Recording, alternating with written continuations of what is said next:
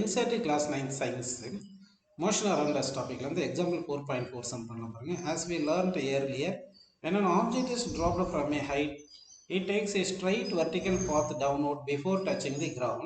While coming down, the velocity of the object increases as shown in the figure 4.10 சொல்லியிருக்காங்க.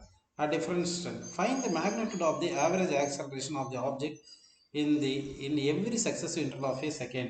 Is the average acceleration constant across all interval? What is the direction of average acceleration?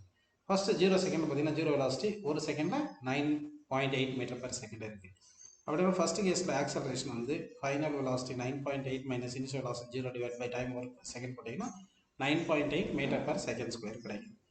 அடுத்து ஒரு செகண்டில் வந்து நமக்கு 9.8 இருக்குது, 2 செகண்டில் 19.6 இருக்குது. அப்போ செகண்ட் கேஸில் வந்து ஃபைனல் லாஸ் 19.6 மைனஸ் இனிஷியல் லாஸ் 9.8 பை டைம் ஒன்று போட்டிங்கன்னா 19.6 மைனஸ் 9.8 வந்து 9.8 பை 1 வந்து நமக்கு 9.8 மீட்டர் per செகண்ட் ஸ்கொயர்னு கிடைக்கும்.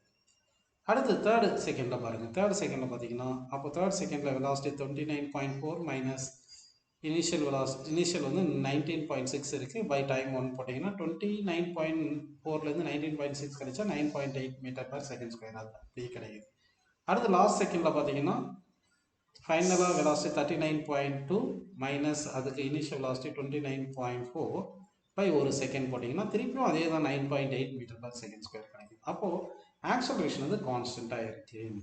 அதுதான் ஆக்சலரேஷன் டியூ டு கிராவிட்டி. இந்த ஆக்சலரேஷன் தான் acceleration due to gravity. Acceleration constant. What is the direction? Velocity increase ஆகிற டைரக்ஷனில் தான் ஆக்சலரேஷன் இருக்கும். அப்போ வெலாசிட்டி டவுன்வர்ட் தானே இன்க்ரீஸ் ஆகுது. அப்போ ஆக்சலரேஷன் டைரக்ஷன் வந்து டவுன்வர்ட் டைரக்ஷனில் இருக்கும் அப்படின்னு நம்ம எடுத்துக்கலாம். அதான் கொடுத்துருக்காங்க பாருங்கள். 0 second to 1 second, 1 second to 2 second, 2 second to 3 second எல்லாமே 9.8 மீட்டர் per செகண்ட் ஸ்கொயர் வருது. அப்போ ஆவரேஜ் ஆக்சலரேஷன் வந்து கான்ஸ்டண்ட்டாக இருக்குது. இந்த ஆக்சலரேஷன் வந்து பார்த்தீங்கன்னா டவுன்வர்ட் டைரக்ஷனில் இருக்குது அப்படின்னு நம்ம ஆன்சரில் எடுத்துக்கலாம்.